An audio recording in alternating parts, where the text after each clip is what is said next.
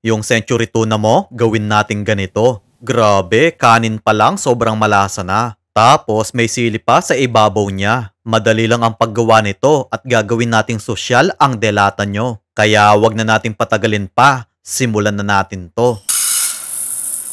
Magsaing muna tayo.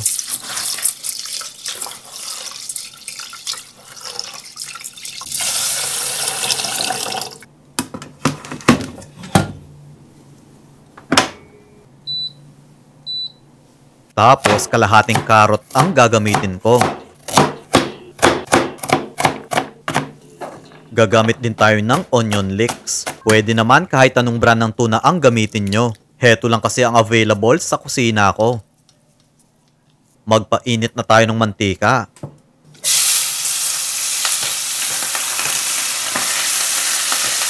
Medyo pipirituhin lang natin to. Tapos ilagay natin sa strainer para matanggal ang excess oil. Next, ibuhos natin yung liquid ng tuna. Igigisa ko dito yung carrot ko para kapit na kapit yung lasa. Tapos, i-strain lang natin to para hindi magmantika ng todo yung kanin ko. Yung mga non-stick pan, silicone utensils at yung chopping board na ginagamit ko, nasa comment section kung saan ko nabili ang mga ito.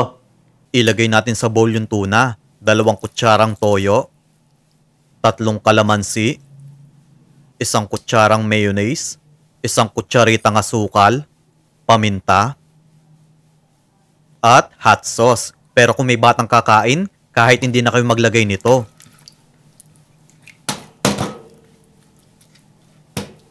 Ilagay na natin yung kanin. Then, i-mix lang natin itong mabuti para magpantay yung kulay nito.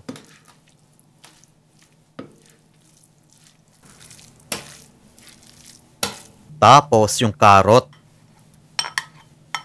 At onion leeks pampaganda.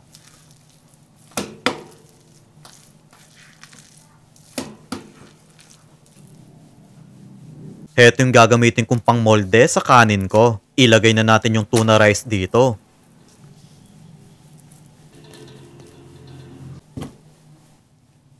Oh, di ba? Ang sarap ng itsura, yung kanin at ulam magkasama na. Nagbudbud lang ako ng chili powder. Tapos, siling panigang ang isinunod ko dito. Kaya kung gusto nyo pa ng mga murang recipe, mag-follow lang kayo kay Lokong Kusinero para ma-update kayo sa mga susunod na video.